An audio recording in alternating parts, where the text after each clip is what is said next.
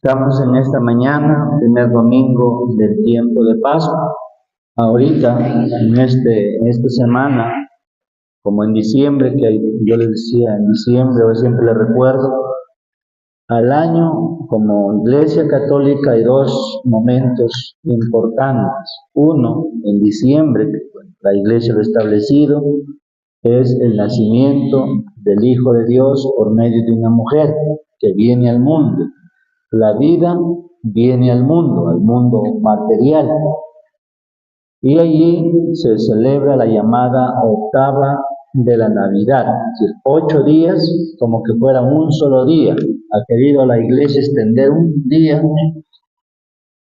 cronológico en 8 días eclesiásticos o teológicos.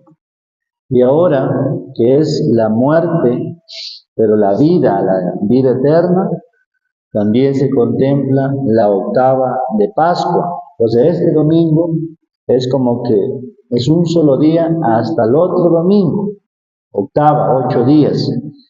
Y entonces van a ir escuchando las apariciones de Jesús de distintas maneras, de distintos modos.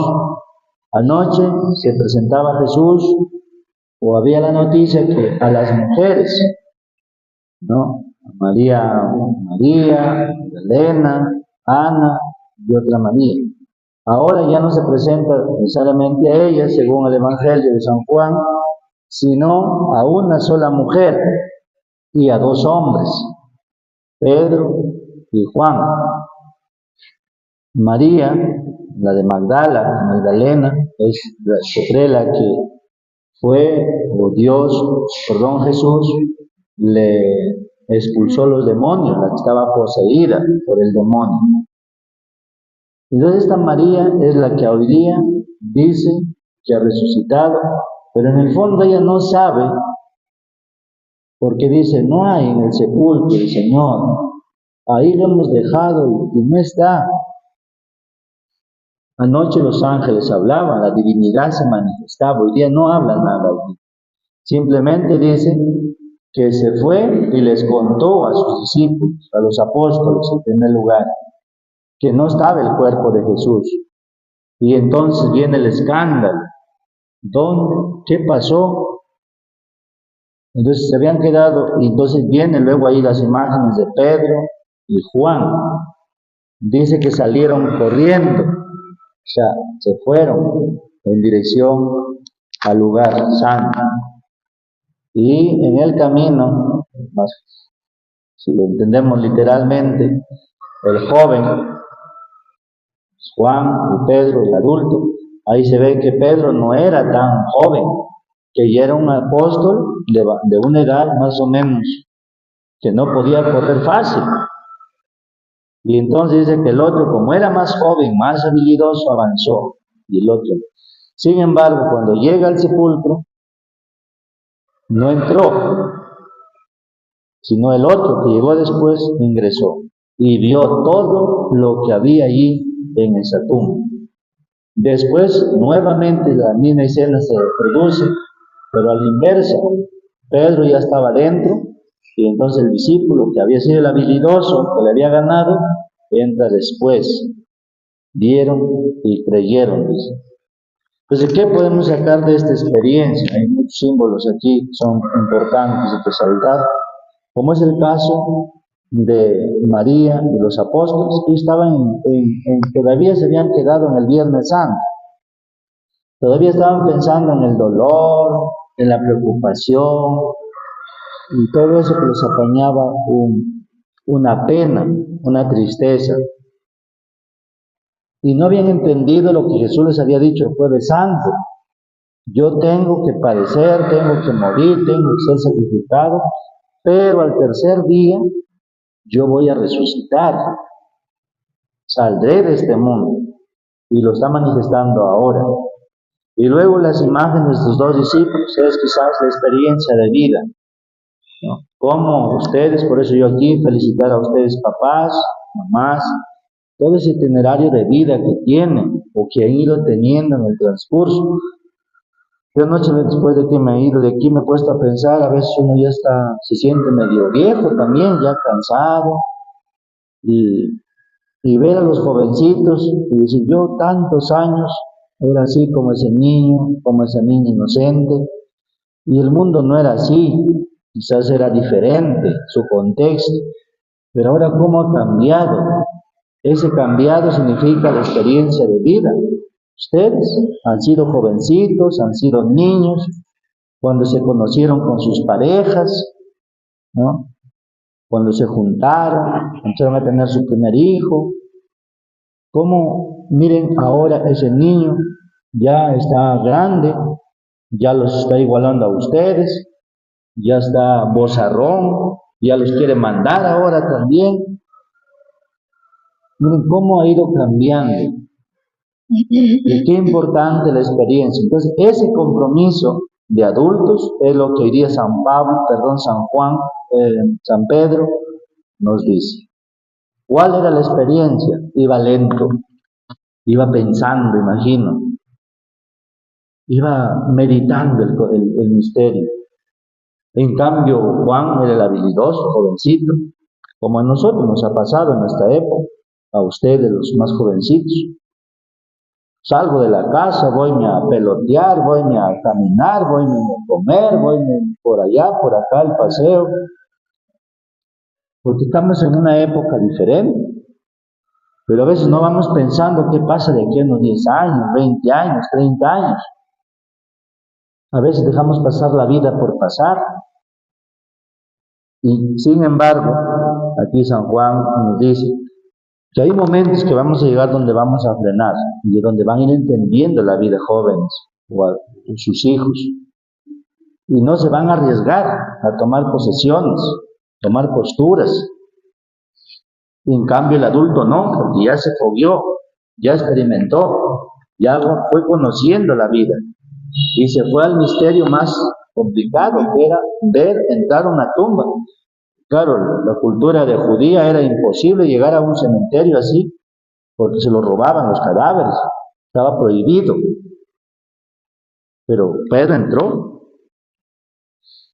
Entonces ese ejemplo de Pedro de entrar, meterse, de entrarse adentro a la tumba, a lo difícil, a lo complicado, a lo no posible, hace que el apóstol menor ingrese. Eso es lo que ustedes tienen que cargar como padres.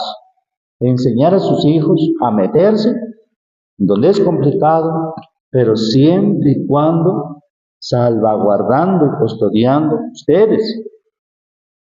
No siempre hay que dejar a las generaciones que están detrás de nosotros, porque se están perdiendo. La delincuencia, como ha aumentado ahora, ¿no? Ustedes habrán escuchado alguna noticia, dicen, menores de edad fueron detenidos infragantes en el hecho, robando,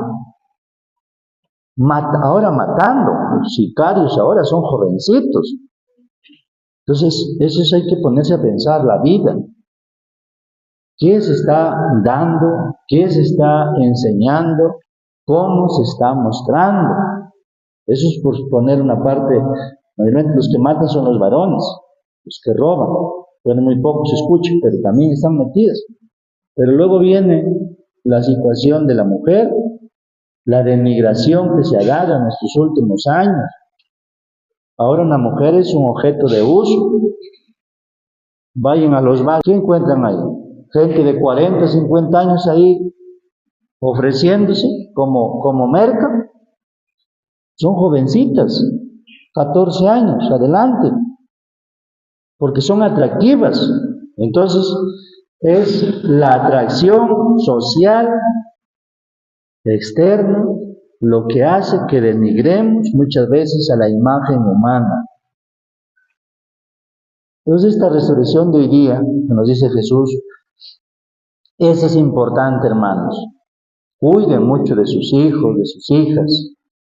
Valórense como familia. Pedro no lo criticó a Juan, dijo, ¿por qué te adelantaste si estabas? No, se fue. O el hijo, al caso, Juan le estaba diciendo, ¿pero por qué te metiste ahí? No nos narra el Evangelio, porque sí fácilmente lo hubiesen narrado, pero no. Y luego no rechazaron a la mujer, más bien se fueron a constatar, ¿ves? ¿Qué había sucedido? Esa es la integración en la familia, la unidad en la familia. Todos tienen que contribuir, todos tienen que poner al servicio lo que les corresponde. Esa es renovación, esa es resurrección. Y luego en la primera lectura de Hechos de los Apóstoles, vamos a empezar a leer todo este tiempo, Hechos de los Apóstoles. Ya San Pedro, que hoy día se va corriendo, ya les dice: oye, hermanos, a ustedes les digo, ese Cristo que lo mataron, que lo acabaron ustedes siendo inocentes, Él se ha resucitado. Ese es el llamado querigma. Es lo que tú anuncias, el primer anuncio. Y eso aquí pregúntense: ¿cuáles fueron tus primeras palabras donde tú hablaste de Dios? ¿En qué circunstancias? A ver, pónganse a pensar. ¿A quién enseñaste tú las primeras palabras cristianas? Si se acuerdan. ¿A qué personas? ¿En qué contexto? A mí me enseñaron, fue mi abuela, por ejemplo. Me llevaban todos los domingos a la misa. Uno no conoce, pero me llevaron ahí a conocer. El primer anuncio, más que el bautismo, si no me llevaron a ese primer anuncio. Y ya formalmente es el bautismo el primer anuncio, porque ahí conocemos, formamos parte de la iglesia.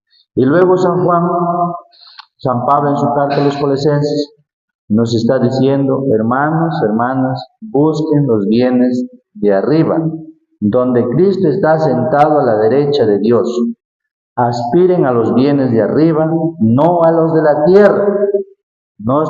Jesús no está desacatando, San Pablo, lo que el mundo ofrece, cosas buenas, sí, sino lo que nos llevan a la perdición, nos llevan a la destrucción. Y eso pregúntense ustedes. ¿Qué es lo que nos lleva a la perdición, a la destrucción humana? El ser humano no quema la naturaleza, no prende fuego a un cerro. Un ser humano no viola a su hijo, no viola a su hija, no atenta contra la vida de otros seres. Miren los animalitos, ellos actúan por instinto, pero ustedes miren a los cachorros cuando están con sus madres, cómo los defienden las madres. Ustedes miren esos programas de la National Geographic, que más hay otras historias, ahí se ve clarísimo cómo el animal, siendo animal, defiende lo que ama. Y nosotros, ¿qué defendemos? ¿Qué protegemos? Ahora está muy común el llamado aborto, ¿no? El aborto se está diciendo hoy día. La iglesia siempre se ha puesto, pero ahora no. Ahora matar es asesinato directamente. Así sea el segundo día, tercer día de concepción, si tú lo has hecho pensando, eres un asesino o una asesina. Y doble falta. Primero, porque conoces que es malo. Y segundo, porque actúas sabiendo que es malo. Eso es grave. Vamos a pedirle a Dios que no caigamos en la trampa de Satanás, del demonio, para que no acabemos la dignidad humana, esta gran oportunidad que el Señor nos ha ofrecido y sigue ofreciendo, sobre todo en este tiempo de la Pascua. En el nombre del Padre, del Hijo y del Espíritu Santo. Amén.